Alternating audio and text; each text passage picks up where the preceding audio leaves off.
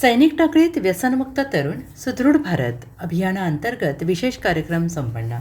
आरोग्य आणि उज्ज्वल भवितव्याच्या दिशेनं एक सकारात्मक पाऊल उचलत येथील श्री छत्रपती शिवाजी आणि गर्ल्स हायस्कूलमध्ये नुकताच एक विशेष प्रबोधन कार्यक्रम आयोजित करण्यात आला. व्यसनांपासून अलिप्त राहणे म्हणजे शारीरिक, मानसिक आणि सामाजिक आरोग्य टिकवणे हे होय. व्यसन शरीराला, मनाला घातक असते, असा मोलाचा संदेश राष्ट्रसंत तुकडोजी महाराज व्यसनमुक्ती परिषदेचे प्रदेश कार्याध्यक्ष, सामर्थ्य आरोग्य फाउंडेशनने झोनल ऑफिसर डॉक्टर विकास पाटील यांनी विद्यार्थ्यांना दिला.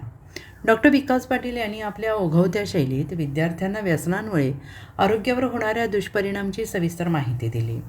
त्यांनी तरुणाईने खेळांकडे, अभ्यासाकडे आणि विधायक छंदांकडे लक्ष वेधत शारीरिक आणि मानसिक स्वास्थ्याचे महत्त्व पटवून दिले.